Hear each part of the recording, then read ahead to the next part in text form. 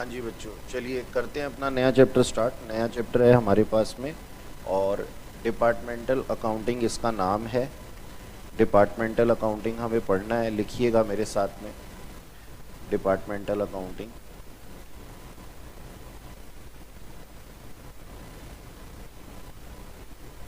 अब departmental accounting में होता क्या है?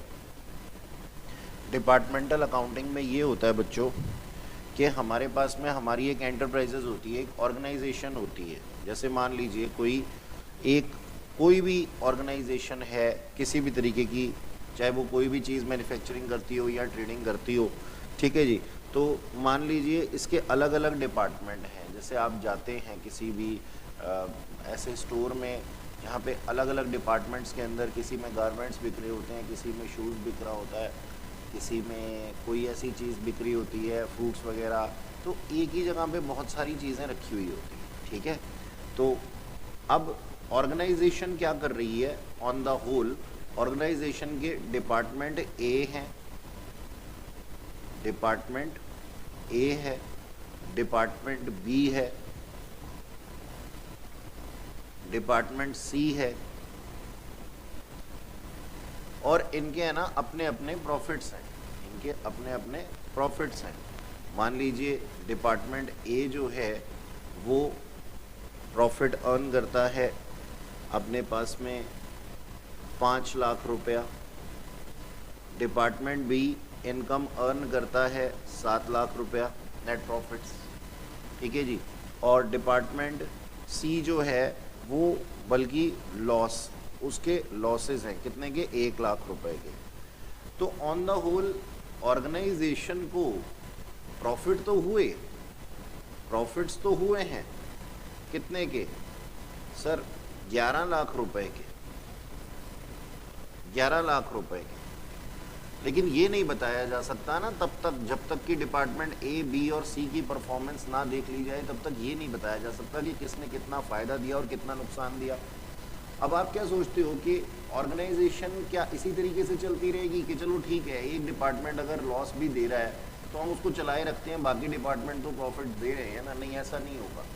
इसके लॉसेस को प्रॉफिट्स में बदलने की कोशिश की जाएगी या फिर इसके लॉसेस को मिनिमाइज करने की कोशिश की जाएगी। लेकिन सबसे पहले ये पता लगाना ज़रूरी है ना कि ये लॉस दे रहा है, क्योंकि अगर हम मेन प्रॉफिट्स की बात करेंगे तो फिर हम जो है एक गुमराह है कि भाई हमारे को मालूम ही नहीं है कि एक्चुअली डिपार्टमेंट सी कुछ कर नहीं रहा बल्कि लॉस में जा रहा है। तो सिर्फ हम ना मेन परफॉर्मेंस को नहीं देख सकते, हमें ना डिपार्टमेंट वाइज परफॉर्मेंस को देखना पड़ता है। अब डिपार्टमेंट वाइज परफॉर्मेंस को देखने के लिए हमारे पास में है डिपार्टमेंटल अकाउंटिंग। एक फैक्टर आप हमेशा मानेंगे, मेरी बात को समझिएगा, कि आप कितनी भी सेल्स कर लें, ठीक है, हर ऑर्गेनाइजेशन अपनी सेल को इम्प्रूव करना चाहती है, लेकिन साथ ही साथ वो अपने एक्सपेंडिचर्स को ना डिक्रीज भी करना चाहती है, मिनिमाइज भी करना चाहती है। और अगर वो ये नहीं कर सकती ना तो ये डिपार्टमेंट्स उनको प्रॉफिट अर्न करके नहीं देने वाले, यानी कि ये ऑर्गेनाइजेशन प्रॉफिट अर्न नहीं कर सकती।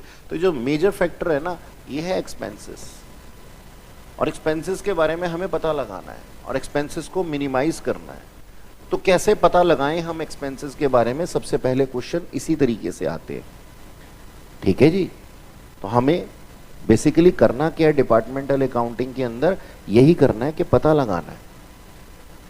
अच्छा, अब देखो हमारे पास में एक्सपेंडिचर भी है ना, दो तरीके के होते हैं हमारे पास। अभी मैं बातचीत कर रहा हूं, मैं आपको पढ़ा नहीं रहा हूं कुछ भी, ठीक है। तो ध्यान दीजिएगा मेरी बातों पे। बेसिकली आपको ये पता लगेगा कि अगर हम ऐसा कर रहे हैं तो कर क्यों रहे हैं। तो मेरे पास में एक्सपेंडिचर्स हैं, कुछ ऐसे एक्सपेंडिचर्स हैं जो कि रेशो में बटे हुए हैं। जैसे मान लीजिए मैंने ये बोला मेरे पास में एक एक्सपेंडिचर है 20,000 रुपए का, 20,000 रुपए का, और ये एक्सपेंडिचर है स्टाफ सैलरी, ठीक है जी, स्टाफ सैलरी। अब मैं ये कहता हूं कि स्टाफ सैलरी जो है ना वो staff salary department A, department B और डिपार्टमेंट सी में दी जा रही है। ये 20,000 रुपये को हटाता हूँ, मैंने स्पेसिफिकली ये लिखा स्टाफ सैलरी जो है वो डिपार्टमेंट ए, बी और सी को दी जा रही है इस तरीके से 50,000, डिपार्टमेंट बी को दी जा रही है 70,000 और डिपार्टमेंट सी को दी जा रही है कितनी, 1,00,000 रुपए। मतलब जैसे जैसे वहाँ पे स्टाफ काम करता होगा ना, तो ये तो पर्टिकुलरली ऐसे एक्सपेंडिचर्स हैं जिसके बारे में हमें दिखाई दे रहा है कि डिस्ट्रीब्यूशन अवेलेबल है, डिस्ट्रीब्यूशन अवेलेबल है। लेकिन कुछ एक्सपेंडिचर्स ऐसे भी होते हैं हमारे पास में जिसका डिस्ट्रीब्यूशन अवेलेबल नहीं होता हमारे पास, और वो कॉमन एक्सपेंडिचर होते हैं। जैसे कि आप जाते हैं शॉपर स्टॉप वगैरह में या फिर किसी भी रिलायंस डिपार्टमेंटल स्टोर में, तो वहाँ पे ना एक बहुत बड़ा सा एरिया होता है, ठीक है जी, और इधर फ्रूट्स लगे हुए होते हैं, इधर ग्रॉसरी आइटम दूसरी लगी हुई होती है, इधर कपड़े वगैरह का स्टॉल होता है, बीच में एक छोटा सा पैसेज होता है, और यहाँ पे कुछ और भी चीज़ें, इलेक्ट्रॉनिक्स बिक रही हैं, शूज़ बिक रहे हैं, गारमेंट्स बिक रहे हैं, कुछ भी बिक रहे हैं। तो ये जो था ना पूरा का पूरा इतना बड़ा एरिया, इस पूरे एरिया का ना रेंट पे किया गया। अब क्या ये रेंट, सोचने वाली बात है, क्या ये रेंट कॉमन एक्सपेंडिचर नहीं है? हाँ सर, ये कॉमन एक्सपेंडिचर का एक एग्जाम्पल है। तो मैं क्या कर दूंगा, अब रेंट को कैसे बांट देना चाहिए? मैंने बोला सर डिपार्टमेंट ए का एरिया बताओ, डिपार्टमेंट बी का एरिया बताओ, डिपार्टमेंट सी का एरिया बताओ। तो मुझे ये पता लगा कि रेंट जो हमारे पास में था 80,000 रुपीज, उसमें डिपार्टमेंट ए के अंदर टोटल स्क्वायर फुट है, मान लीजिए हमारे पास में वहां पे 1000 स्क्वायर फीट का हमारे पास में एरिया है, और 1000 स्क्वायर फीट में से ए डिपार्टमेंट ने कितना स्क्वायर फीट ले रखा है? इसने ले रखा है मान लीजिए 200 स्क्वायर फीट। बी डिपार्टमेंट ने ले रखा है 500 स्क्वायर फीट, ठीक है जी, और सी डिपार्टमेंट ने ले रखा है 300 स्क्वायर फीट, ठीक है, इस तरीके से लिया हुआ। तो अब क्या पूरा का पूरा रेंट ऐसे ही उठा करके ए डिपार्टमेंट के ऊपर डाल दूं? नहीं सर, डिपार्टमेंट ए तो रोने लग जाएगा, कहता है नहीं सर ऐसा मत करो आप, मेरा जो एरिया है वो 1/5 एरिया है, तो इस रेंट का 1/5 आप मेरे को दो, है ना। 200 डिवाइडेड बाय 1000, और डिपार्टमेंट बी कहता है कि हाफ एरिया मैंने ऑक्यूपाई कर रखा है, रिमेनिंग एरिया किसने? सी ने। तो ये 80,000 का मैं अगर बोलूं कि डिपार्टमेंट बी के ऊपर कितना एक्सपेंडिचर आना चाहिए, तो आप कहोगे सर 80,000 में से 40,000 इसके पास आना चाहिए, 40,000 के एक्सपेंडिचर इसके सिर पे हैं। अब ऐसी पॉलिसी जब हम बनाएंगे, ऐसी पॉलिसी जब हम बनाएंगे पता करने की, या हम कोई व्यवस्था करेंगे किसी एक्सपेंडिचर को पकड़ने की, तभी तो ऑर्गेनाइजेशन पॉलिसी बना पाएगी ना उनको मिनिमाइज करने की। फर्स्ट ऑफ ऑल हमारे को ये पता होना चाहिए ना कि 40,000 रुपये एक्सपेंडिचर है, अगर हमें पता ही नहीं होगा तो हम पॉलिसी कैसे बनाएंगे इसको मिनिमाइज करने की।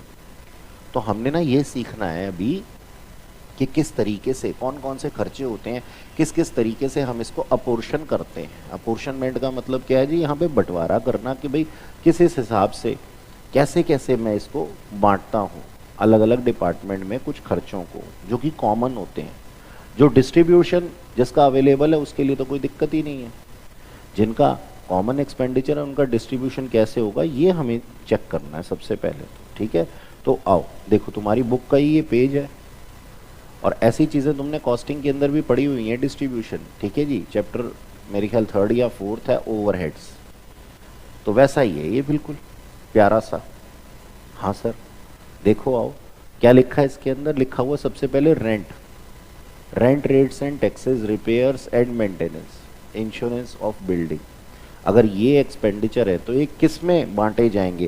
कहता है जी फ्लोर एरिया में बांट दो इनको, फ्लोर एरिया में बांट दो, ठीक है, जैसा जिसने ऑक्यूपाई कर रखा हो। लाइटिंग एंड हीटिंग है तो नंबर ऑफ यूनिट्स हमारे पास में अवेलेबल होंगे ना कि कितनी कौन कितना कौन सा डिपार्टमेंट कितना क्या नाम है बिल बिठा रहा है, हमारे को ये पता करने के लिए हमारे पास नंबर ऑफ स्विचेस होंगे।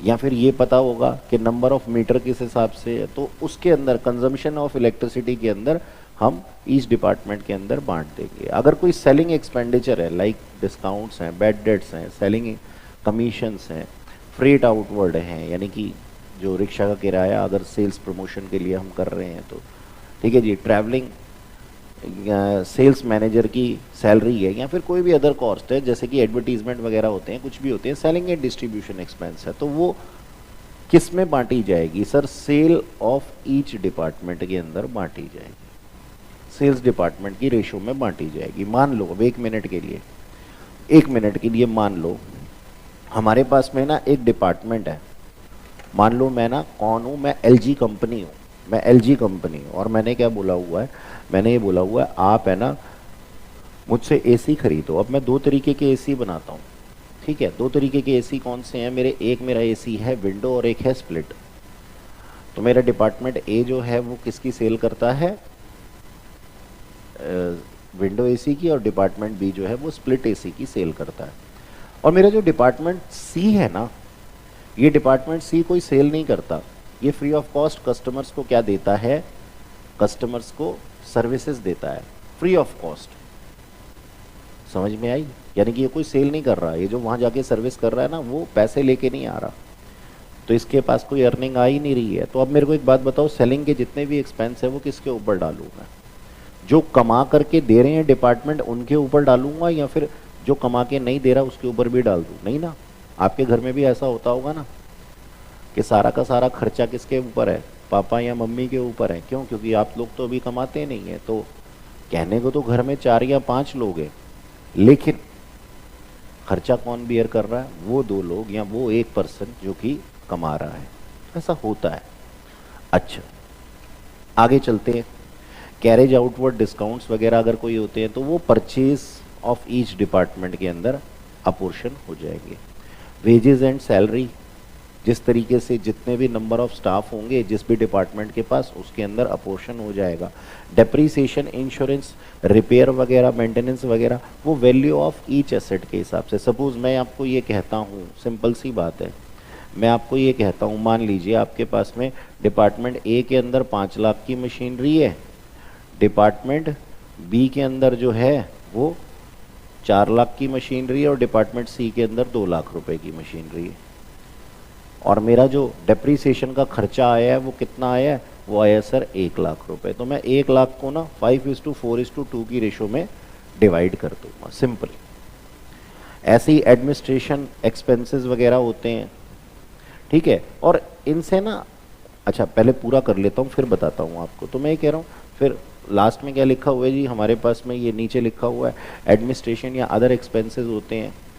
तो इसको हमें किस बेसिस पे डालना है जी?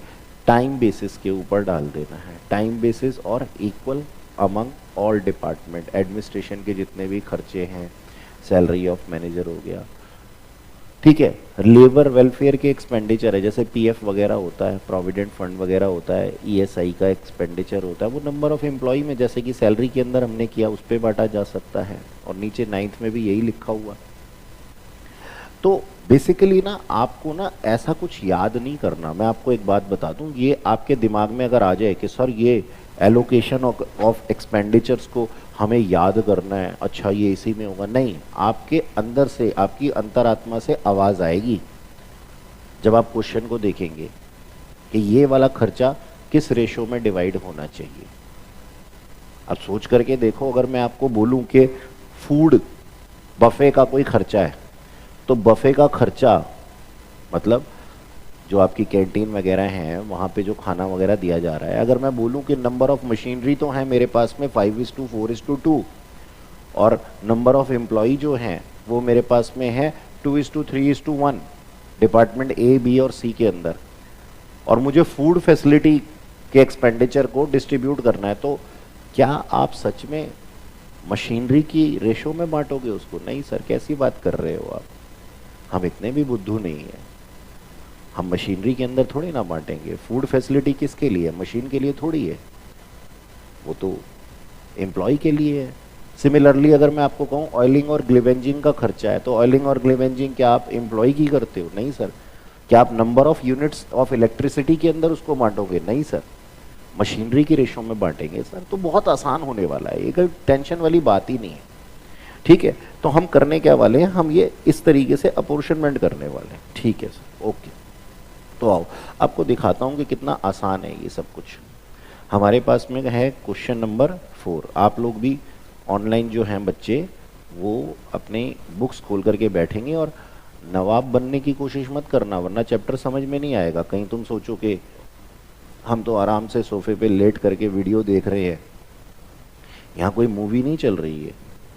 आपकी प्रॉपर जो है ना कॉपी के अंदर सारे के सारे होने चाहिए, सारा काम होना चाहिए। ठीक है जी, तो एक सेकंड है ना, इलिस्ट्रेशन नंबर 4 हमारे पास ही थी। हाँ, ये इलिस्ट्रेशन नंबर 3 के बारे में बात कर रहा था मैं, 4 गलती से बोल गया था। ठीक है, चलो आओ जी करते हैं क्वेश्चन।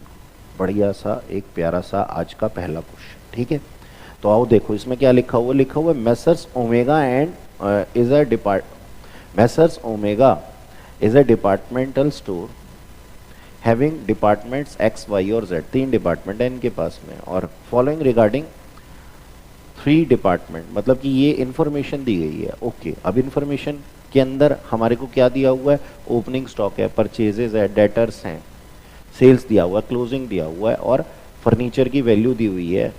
अब यहाँ से कुछ इंफॉर्मेशन ऐसी दिखाई देती है हमारे को, ये वाली, जो कि ऊपर वालों के साथ में मैच नहीं कर रही थी। भाई ये तो सारे के सारे क्या थे, इनकम और एक्सपेंडिचर थे ना, या फिर एसेट थे, है ना, मानते हो ना।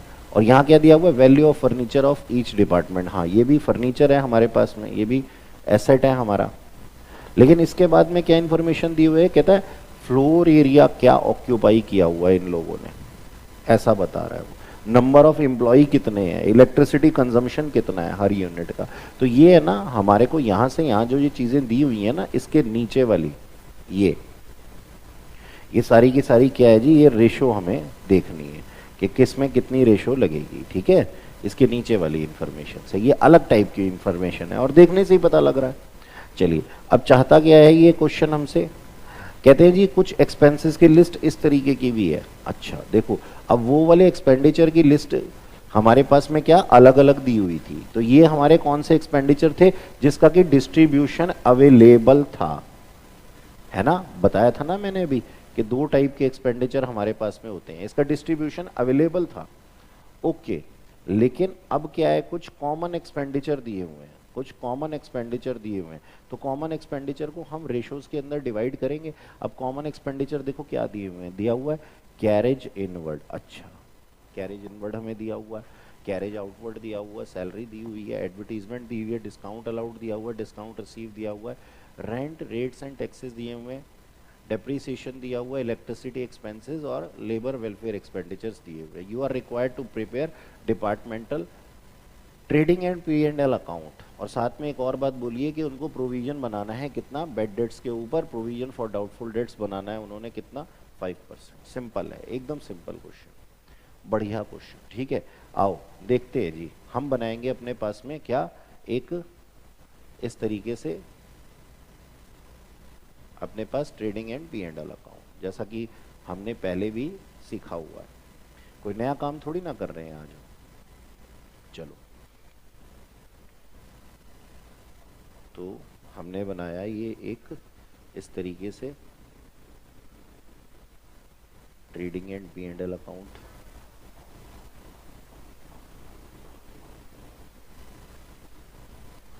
तीनों का कंबाइंड बनाऊंगा मैं।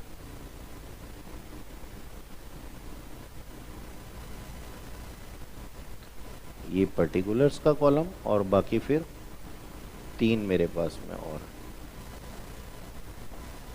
एक्स वाई और जेड। आप लोग भी बनाओ अपनी कॉपी में ऐसे, सारे बच्चे अच्छा काम करेंगे, गंदी गंदी कॉपी नहीं बनाएंगे, बढ़िया बढ़िया कॉपी बनाएंगे सर, नंबर पूरे आएंगे हमारे, घबराने की कोई बात ही नहीं है। बहुत बढ़िया चैप्टर है और 8 से 10 नंबर दे करके जाता है हमारे को फ्री के। हाँ सर, आप तो हर ही चैप्टर में ऐसे बोलते हो, तो मोटिवेट करता हूँ ना तुम लोगों को। देखा, बात बात में हमने अकाउंट भी बना लिए।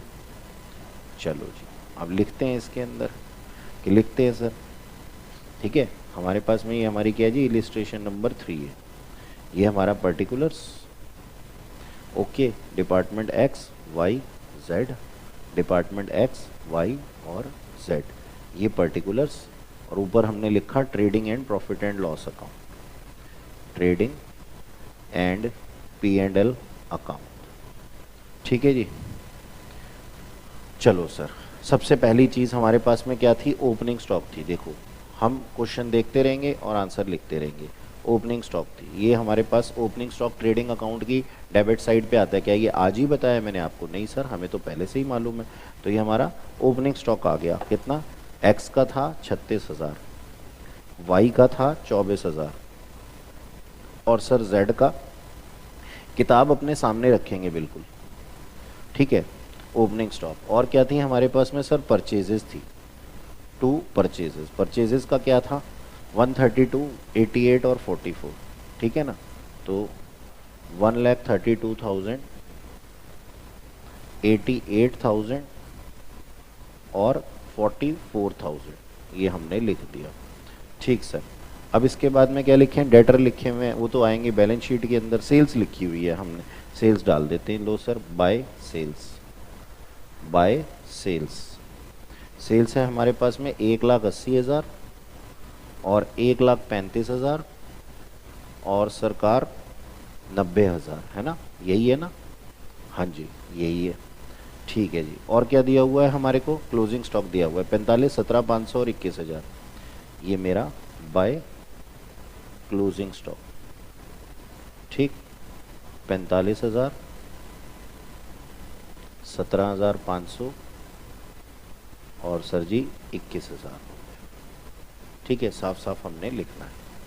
ठीक है जी। चलो अब आगे और क्या है इंफॉर्मेशन हमारे पास में? वैल्यू ऑफ फर्नीचर दिया हुआ, ठीक है। और नीचे मैंने देखा था एक जगह कैरेज इनवर्ड दिया हुआ था शायद, है ना? हाँ, ये देखा, मेरा शक बिल्कुल सही निकला, है ना। 3,000 रुपये का कैरेज इनवर्ड दिया हुआ है। कैरेज इनवर्ड अब किस उसके अंदर बांटूंगा? देखो कैरेज इनवर्ड है हमारे पास में, तो चेक करते हैं जी। नीचे बेसिस क्या दिए हुए हैं? ये दिए हुए हैं हमें। और हाँ, इन्फॉर्मेशन तो यही है। हाँ जी,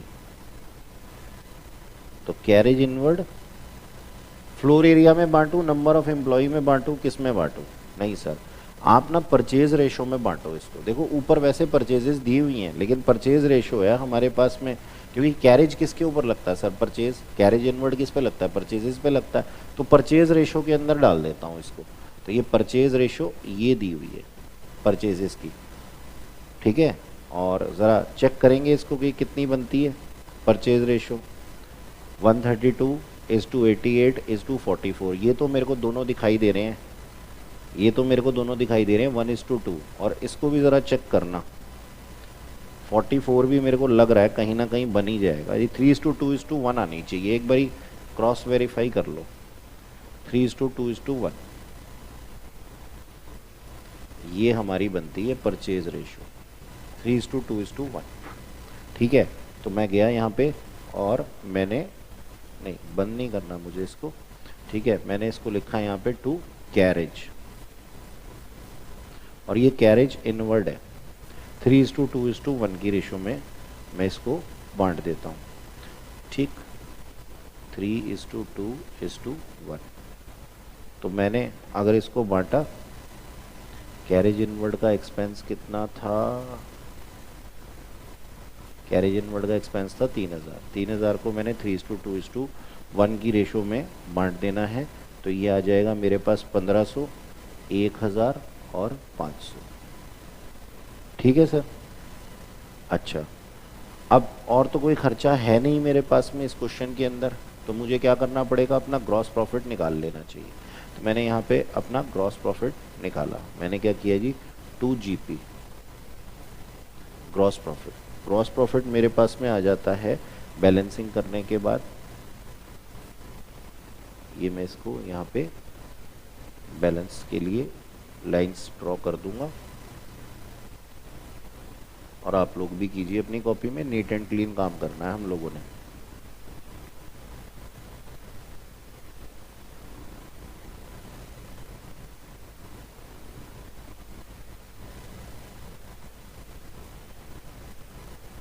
ठीक।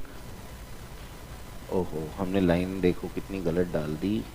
इसको यहाँ से हटाता हूँ, इसको यहाँ से हटाता हूँ, और कहते हैं ना, सावधानी हटी दुर्घटना घटी। लो जी, ठीक हो गया अब। अच्छा, यहाँ पे जो ग्रॉस प्रॉफिट आ रहा है वो आ रहा है 55500, जो कि आप 939500 और 46500। ठीक है जी, ये ग्रॉस प्रॉफिट आ गया हमारे पास। ठीक है, नोट डाउन कर लिया आप लोगों ने। अब ग्रॉस प्रॉफिट को मैं नीचे ले लेता हूँ, यहाँ ट्रेडिंग एंड P&L अकाउंट है ना, तो मैंने इधर लिखा बाय GP 55500, 39500 और 46500। डन। अब यहाँ पे लिखा हुआ कैरेज आउटवर्ड, एक्सपेंडिचर की लिस्ट देखते हैं जी। ठीक है, ऊपर हमारे पास में जो दिया हुआ था, सेल्स दी हुई है, क्लोजिंग स्टॉक दिया हुआ है, फर्नीचर और डेटर बैलेंस शीट में आएंगे, तो अभी तो कोई मतलब है नहीं, तो P&L अकाउंट हम बना रहे हैं। कैरेज आउटवर्ड दिया हुआ 27,000 रुपये। ठीक है जी, तो मैंने इसको टू कैरेज आउटवर्ड, इसको मैं सेल्स रेशो में बांट दूंगा, इसको मैं सेल्स रेशो में बांट दूंगा।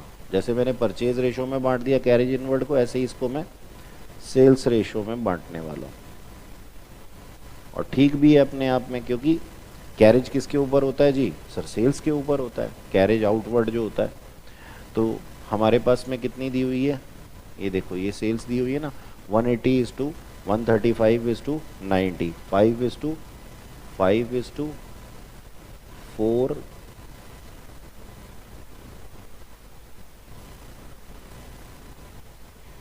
5:4:3, ये दी हुई है 5:4:3।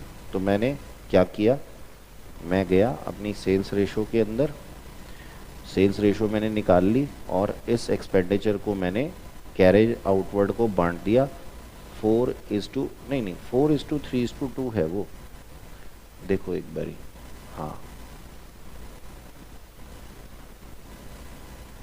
सेल्स रेशो एक बारी आप भी चेक कर लेना, 4:3:2 है वो। ठीक है, हाँ, तो मैंने यहाँ पे 4:3:2 में 1200 रुपये, 1200 रुपये ये लिख दिया। ठीक है, 1200, ठीक, और 900 और 600, ये कैरेज आ गया मेरे पास। अच्छा, मैं इसको केवल आपको बताने के लिए बोल रहा था, तो मैंने इसको यहाँ से मैं हटा देता हूँ, क्योंकि मेरे पास, मैं छोटा सा इधर लिख देता हूँ SR, समझ जाना SR का मतलब क्या है, सेल्स रेशो, और ऊपर वो PR, परचेज रेशो, आप लोग कॉपीज़ में लिख लेना अपनी। ठीक है, अच्छा, सैलरी दी हुई है, अगला एक्सपेंडिचर है हमारे पास में सैलरी, और वो नंबर ऑफ ईच एम्प्लॉय में बढ़ जाएगी। ठीक है ना, तो वो तो हम कर ही सकते हैं। ठीक है ना, तो ये सैलरी दी हुई है 48,000, तो मैंने यहाँ लिखा जी टू सैलरी,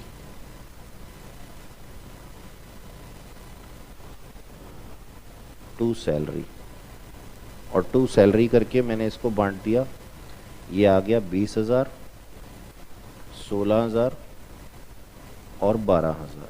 ठीक है, इसको थोड़ा सा कम करता हूँ। हाँ जी, सैलरी के बाद में एडवर्टीजमेंट दी हुई है, एडवर्टीजमेंट दी हुई है हमारे पास में, तो ये भी उसी रेशो में, अपनी सेल्स रेशो के अंदर, क्योंकि एडवर्टीजमेंट सेल्स के ऊपर होती है ना, तो मैंने इसको भी बांट दिया 1200, 900 और 600, ये देखो। ठीक है, सैलरी हो गया, एडवर्टीजमेंट हो गया, डिस्काउंट अलाउड। अब डिस्काउंट अलाउड किस में जाना चाहिए सर? डेटर रेशो में बांटना चाहिए हमारे को, है ना, तो हमने इसको टू डिस्काउंट अलाउड, ठीक, डिस्काउंट अलाउड 1,000, 750 और 500, ये हमने डाल दिया। नेक्स्ट हमारे पास में खर्चा है डिस्काउंट रिसीव्ड। किससे डिस्काउंट रिसीव हुआ है सर? क्रेडिटर से हुआ होगा हमारे को, ठीक है। और क्रेडिटर किस में जा सकते हैं बोलो? सेल्स रेशो के अंदर, है ना, क्योंकि क्रेडिटर का सीधा संबंध किससे होता है जी? सेल्स से होता है, ठीक है ना। ओ सॉरी, क्रेडिटर कह रहा हूँ, क्रेडिटर का तो परचेजेस से होता है, डेटर्स का सेल्स रेशो से होता है। तो डेटर्स के अंदर भी हमारे पास में हमें डेटर भी दिए हुए हैं, हम उसके अंदर भी डाल सकते हैं, ठीक। तो यहाँ पे एक बारी देखते हैं, डिस्काउंट अलाउड था और उसको हमने कहाँ डाल दिया जी? अपने पास में हमने जो डिस्काउंट अलाउ किया था अपने डेटर्स को, और जो डिस्काउंट रिसीव किया होगा वो हमने क्रेडिटर्स को।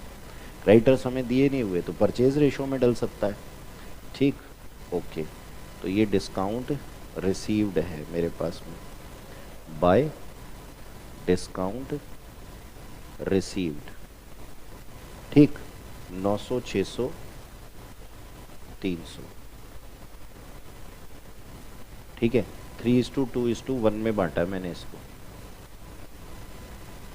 ओके। आप चेक कर सकते हो इधर 3:2:1 हमने परचेज रेशो भी निकाली थी, ठीक है ना। परचेजेस के ऊपर ही तो हमें डिस्काउंट रिसीव हुआ होगा। रेंट रेट्स एंड टैक्सेस, अब rent rates and taxes floor area में बंटना चाहिए, बिल्कुल सर। तो मैं जाता हूँ यहाँ पे, यहाँ लिखता हूँ to rent rates and taxes, पूरा प्रॉपर आप लिख लीजिएगा। तो 3000, 2500 और 2000, ये मैंने बांट दिया। अगला है मेरे पास में क्या? डेप्रीसिएशन ऑन फर्नीचर, ये तो फर्नीचर के अंदर ही जाना चाहिए, फर्नीचर की रेशो में। तो to depreciation on furniture, furniture ratio हमें दी हुई है। अब मैं इसको थोड़ा सा ऊपर करूँगा, मेरा ख्याल है आप लोगों ने साथ के साथ नोट किया होगा।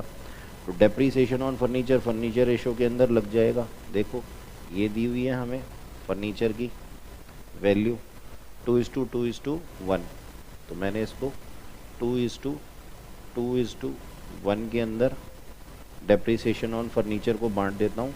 400, 400 और 200, डन। अच्छा जी, फिर है मेरे पास में क्या? Electricity expenses. अब इलेक्ट्रिसिटी एक्सपेंसेस किस में बंटना चाहिए सर? इलेक्ट्रिसिटी कंज्यूम में 3:2:1 की रेशो में। तो सिंपल दिया हुआ है, तो मैंने यहाँ पे लिखा टू इलेक्ट्रिसिटी बिल्स या फिर एक्सपेंस जो भी है हमारे पास में 1500 और 1000 और 500, ठीक है। 3:2:1 थी, हाँ जी, ओके।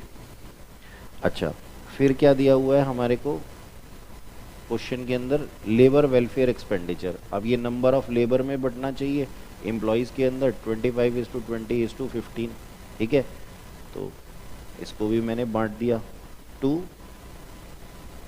लेबर वेलफेयर था ना मेरे पास में, हाँ, लेबर वेलफेयर एक्सपेंडिचर, आप इसको पूरा लिख लीजिएगा, ठीक है।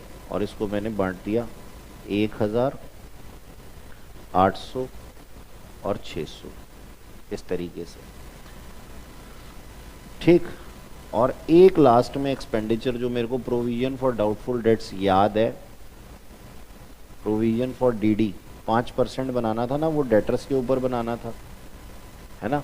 और डेटर हमारे को दिए हुए हैं 15,000, 1,000 और 15,000, 10,000 और 10,000। देखो ये दिए हुए, ये दिए हुए 15,000, 10,000 और 1,000। तो डेटर के ऊपर हम प्रोविज़न बना देंगे 5% का, ठीक है। तो ये बन जाएगा हमारा 750, 500 और 500, ठीक है, डन। बन गया हमारा पूरा का पूरा। इसको आप थोड़ा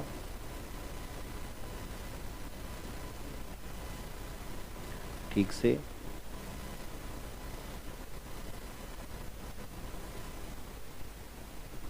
गलत लाइन लग रही है मेरे हाथ से, थोड़ा थोड़ा नीचे ले आएंगे इसको, और ताकि हम इसका नेट प्रॉफिट निकाल सकें।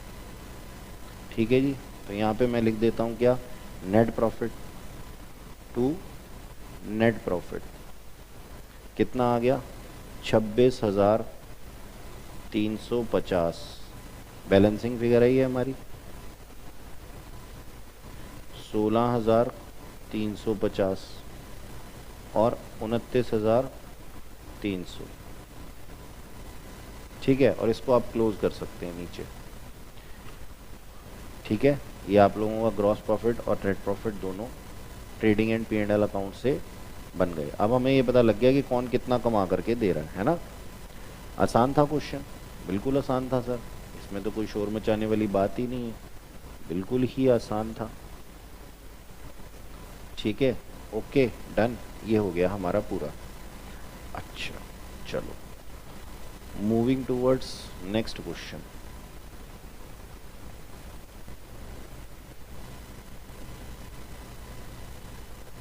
हाँ जी, नेक्स्ट देखते हैं अपने पास में कॉन्सेप्ट, और देखिएगा डिपार्टमेंटल अकाउंटिंग का रिमेनिंग पार्ट अब क्वेश्चन करेंगे हम लोग। ठीक है, तो ज़रा देखिएगा, ध्यान से समझिएगा कॉन्सेप्ट को, चीज़ों को। मान लो हमारे पास में एक ऑर्गेनाइजेशन है जिसकी की परचेजेज हैं, जिसकी की परचेजेज हैं 5 लाख रुपए की। ओके, और इसके पास में ना, इसने इसको 3 पार्ट्स में डिवाइड किया, और क्या किया कि इसने सेल्स कर दी टू आउटसाइडर, आउटसाइडर को, कस्टमर को सेल कर दी। ठीक है, ये ऑर्गेनाइजेशन के अंदर किसका हाल है, डिपार्टमेंट ए का, एक ही डिपार्टमेंट की बात कर रहा हूं मैं। तो डिपार्टमेंट ए ने परचेज किया 5 लाख रुपए में और आउटसाइडर को सेल कर दिया। ठीक है जी, कुछ सामान, और फिर उसने कुछ ट्रांसफर कर दिया टू डिपार्टमेंट बी। ध्यान से समझना इस कॉन्सेप्ट को अच्छे से, ट्रांसफर कर दिया डिपार्टमेंट बी को, और कुछ उसके पास में क्लोजिंग स्टॉक पड़ा हुआ है। अब अमाउंट को कर लेते हैं कि इसने जो सेल किया आउटसाइडर को, उसकी कॉस्ट थी 1,80,000, 1,80,000। ओके, और इसने इसको प्रॉफिट 20% पे बेचा ऑन कॉस्ट, तो इसका प्रॉफिट हो गया 36,000। तो इसने इसको जो सेल किया वो कितने पे किया, 2,16,000 पे। अभी आप लिखो, सिर्फ समझो मेरे साथ, समझो, लिखो नहीं।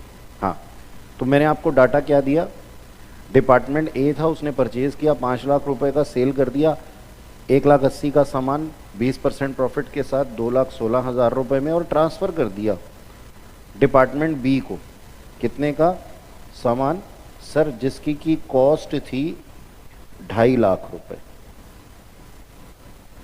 2.5 लाख रुपए कॉस्ट थी। अब क्या लगता है कि डिपार्टमेंट बी को ये सामान ये प्रॉफिट पे देगा या फिर कॉस्ट पे देगा, क्या लगता है? अब आप कहोगे सर कॉस्ट पे ही देगा। अच्छा, अब डिपार्टमेंट बी को अगर ये सामान एट कॉस्ट दे दे और फर्दर फिर डिपार्टमेंट बी इसको सेल कर दे अच्छे प्राइजेस पे, जो कि प्रॉफिट मार्जिन ये डिपार्टमेंट ए कमा सकता था, तो फिर डिपार्टमेंट ए क्या कहेगा अपने मालिकों को?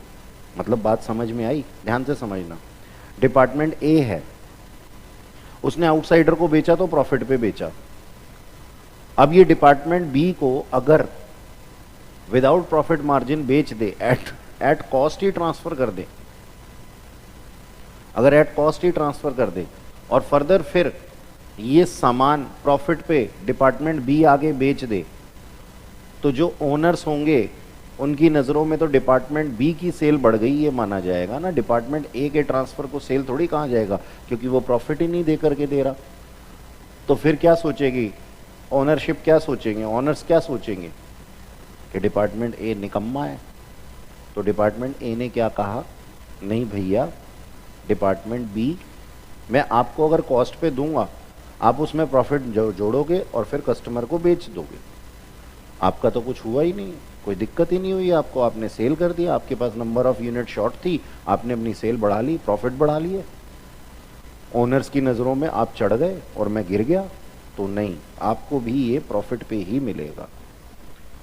खरीदना है तो खरीदो, नहीं खरीदना तो भाड़ में जाओ। तो डिपार्टमेंट भी कहता है अच्छा चलो दे दो यार। तो इसने भी 20% प्रॉफिट जो थे इसके अंदर लगाए, और जो कि आ जाते हैं कितने, 50,000 रुपीज़, और 3 लाख रुपए में ये सामान डिपार्टमेंट बी को दिया। क्लोजिंग स्टॉक इसके पास में कॉस्ट पे पड़ा हुआ था, कितने का, 70,000 रुपीज़ का, ठीक है ना, 2.5 और 1.80 अगर हम माइनस कर दें 5 लाख में से तो 70 बनते। तो ये कहानी थी हमारे पास में। अब आगे क्या होगा, आगे कुछ इस तरीके की बात होगी। देखो अब मैं आपको दिखाता हूँ कि आगे होगा क्या। आगे बनाया जाएगा एक ट्रेडिंग एंड P&L अकाउंट, ये रहा, और इसमें हमने 2 भाइयों को बिठा दिया, एक भाई का नाम था डिपार्टमेंट ए और दूसरे का था डिपार्टमेंट बी। ये लो,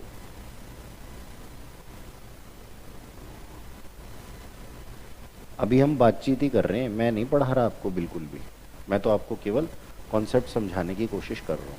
अब ये ट्रेडिंग अकाउंट बना, ये रहा सर ट्रेडिंग अकाउंट, ये डिपार्टमेंट ए का और ये डिपार्टमेंट बी का, ये ए और बी और ये पर्टिकुलर्स।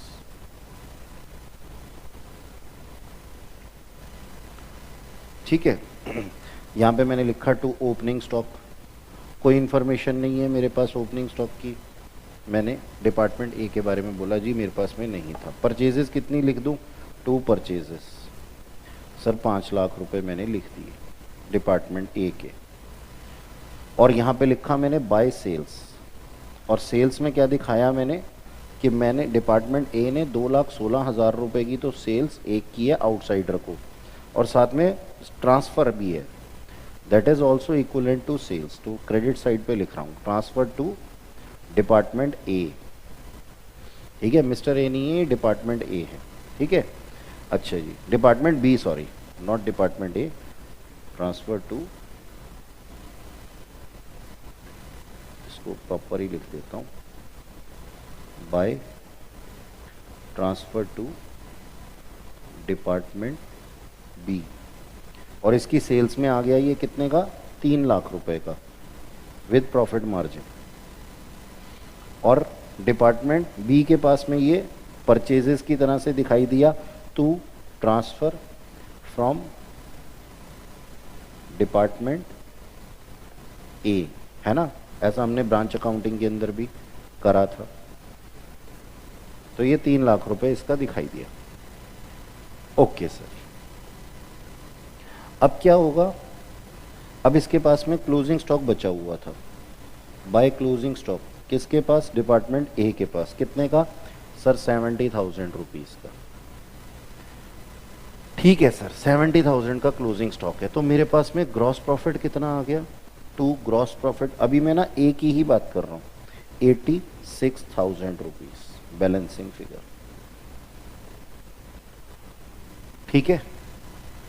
अब आपको ये नहीं लगता कि इस 86,000 के अंदर ऐसे प्रॉफिट मार्जिन भी थे, ऐसे प्रॉफिट मार्जिन भी थे जो कि डिपार्टमेंट ए ने डिपार्टमेंट बी से कमाए हैं। हाँ सर, अब जब ओनर्स इस चीज़ को कंसीडर करेंगे कि एक ने दूसरे से कमाए हैं, इंटर डिपार्टमेंट प्रॉफिट्स भी इसके अंदर शेयर है, तो ओनर क्या कर देंगे, इसको एलिमिनेट कर देंगे, हटा देंगे। लेकिन हाँ, डिपार्टमेंट का फर्ज बनता है, चाहे ओनर, या तो ओनर ये पॉलिसी बनाएगा, ओनर ये पॉलिसी बनाएगा, ऑर्गेनाइजेशन ये पॉलिसी बनाएगी कि भाई इंटर क्या नाम है, डिपार्टमेंट स्टॉक ट्रांसफर होगा ही नहीं, इंटर डिपार्टमेंट स्टॉक ट्रांसफर होगा ही नहीं, ठीक है। या तो ये पॉलिसी बनाएंगे, या फिर वो पॉलिसी क्या बनाएंगे, वो पॉलिसी बनाएंगे फॉर द टाइम बीइंग आप लोग दूसरे डिपार्टमेंट से कमाइए और हमें अपनी प्रतिभा दिखाइए कि आपने इतने की सेल की और इतना प्रॉफिट कमाया। हाँ, बाद में जब हम प्रॉफिट्स को कंसीडर करेंगे तो हम क्या कर देंगे, उस टाइम पे हम इन प्रॉफिट्स को जो कि इंटर डिपार्टमेंट स्टॉक ट्रांसफर पे हुए होंगे उनको एलिमिनेट कर देंगे,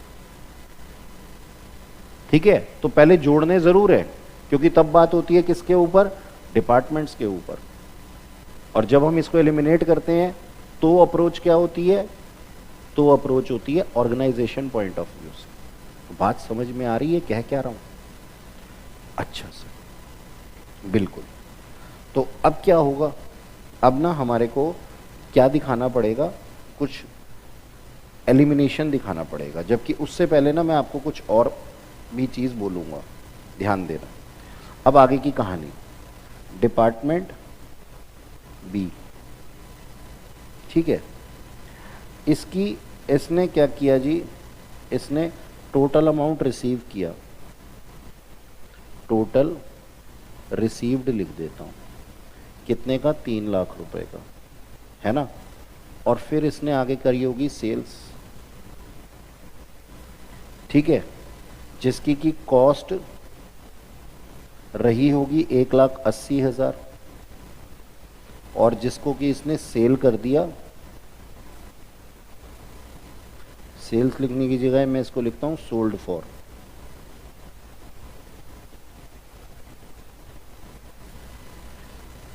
कितने के लिए, 2,70,000 के लिए। और कुछ इसके पास में कहां रखा हुआ है, क्लोजिंग स्टॉक में बचा हुआ। अब बैलेंस जो बचा हुआ है वो कहां बचा हुआ है, 1,20,000 क्लोजिंग स्टॉक में। लो जी, अब समझो बात को।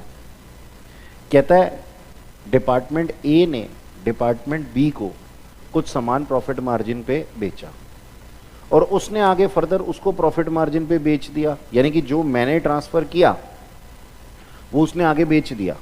तो ये वाला जो पोर्शन था, ये वाला जो पोर्शन था जो सेल्स हो गई है, इसके ऊपर तो फर्दर प्रॉफिट और कमा लिए गए। लेकिन हमें किसको कॉस्ट पे रखना पड़ेगा, क्लोजिंग स्टॉक को। और ये क्लोजिंग स्टॉक कौन सा क्लोजिंग स्टॉक है, जिसके ऊपर की डिपार्टमेंट ए ने बी से कमाया हुआ है, यानी कि प्रॉफिट इंक्लूड है।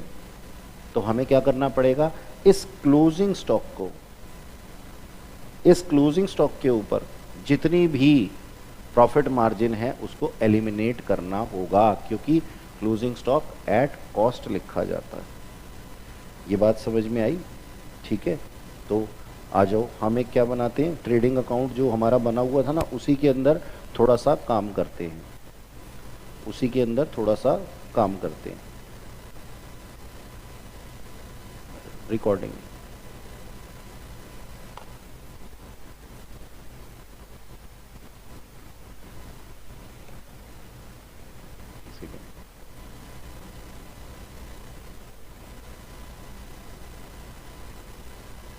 हाँ जी। तो आगे की कहानी देखते हैं। हम लोगों ने जो बोला अभी, क्लोजिंग स्टॉक इसके पास में कितना बचा हुआ है, डिपार्टमेंट बी के पास 1,20,000 और इसने कितने की सेल कर दी है, डिपार्टमेंट बी ने सेल कर दी है 2,70,000 रुपए की, ठीक है, जो 3 लाख रुपए का इसके पास में सामान आया था। ये मान करके काम कर रहे हैं कि इसने बाहर से भी कुछ नहीं खरीदा। अच्छा, अब इसके प्रॉफिट्स आ जाएंगे, बताइए कितने प्रॉफिट्स आ जाएंगे इसके, 270, 120 माइनस 3 लाख, तो यहाँ पे 90,000 रुपये, 90,000 रुपीज़ ग्रॉस प्रॉफिट है, ठीक है ना, 90,000 रुपीज़ ग्रॉस प्रॉफिट है। अब इसको हम बैलेंस शीट के अंदर किस तरीके से दिखाते हैं, देखो ध्यान से, और ये बैलेंस शीट नहीं है, एक्सट्रैक्ट्स हैं, ये बैलेंस शीट नहीं है, ये क्या है सर, एक्सट्रैक्ट्स हैं। तो बैलेंस शीट के वे में हमने बनाया इसको, और हमने लिखा यहाँ पे स्टॉक, डिपार्टमेंट ए और डिपार्टमेंट बी 70,000 और 1,20,000, और ये कितना हो गया, 1,90,000। स्टॉक, क्लोजिंग स्टॉक यही था ना, हाँ जी सर, क्लोजिंग स्टॉक यही था हमारे पास। अब ये जो 1,20,000 है ना, इसके अंदर इंक्लूड है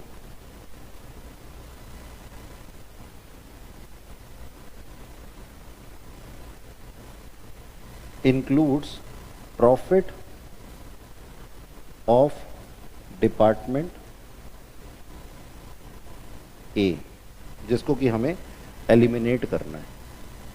और ये हम एलिमिनेट कैसे करेंगे सर, स्टॉक रिजर्व लगा करके। तो कैसे स्टॉक रिजर्व आएगा, कैसे स्टॉक रिजर्व हम निकाल सकते हैं, देखो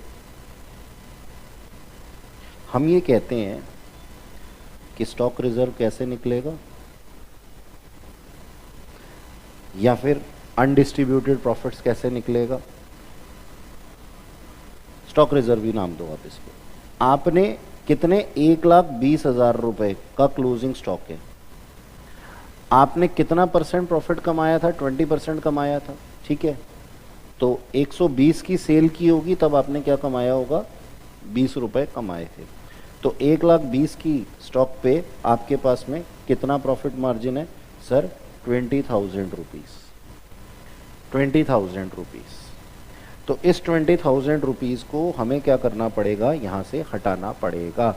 तो हम इसकी जर्नल एंट्री क्या लिखेंगे जी, हम इसकी जर्नल एंट्री क्या लिखेंगे, profit and loss account debit to stock reserve, ठीक है जी। ये कहाँ पे आ जाएगा, प्रॉफिट एंड लॉस अकाउंट की डेबिट साइड पे, स्टॉक रिजर्व, ठीक है। कितना, 20,000 रुपये। और कौन सा वाला, जो डिपार्टमेंट ए ने 20,000 रुपये किससे कमाए थे, डिपार्टमेंट बी से कमाए थे, डिपार्टमेंट ए ने, वो वाला है ये, ठीक है। तो ये 20,000 से हम यहाँ पे एंट्री बना देंगे, ठीक है, ओके। तो यहाँ से अब मैं क्या कर सकता हूँ, इसको यहाँ से हटा सकता हूँ, इसको मैं यहाँ से हटा सकता हूँ, ओके। तो मैं ये माइनस करता हूँ यहाँ से, स्टॉक रिजर्व कितने का था, 20,000 रुपये का। तो अगर मैं actual closing stock at cost की बात करूँ तो वो कितना आ जाता है, 1,70,000 रुपये। ये बैलेंस शीट के अंदर, एक्सट्रैक्ट्स के अंदर आएगा, ओके। अच्छा, ये तो था स्टॉक रिजर्व किसके ऊपर, ऑन क्लोजिंग स्टॉक। अब सिमिलरली मेरे पास में ओपनिंग स्टॉक का भी होगा, सिमिलरली मेरे पास में ओपनिंग स्टॉक का भी होगा। तो मेरा stock reserve on opening stock, क्यों सर, क्यों, पहले तो इसकी जर्नल एंट्री क्या होगी sir, stock reserve account debit, stock reserve account debit to P&L account.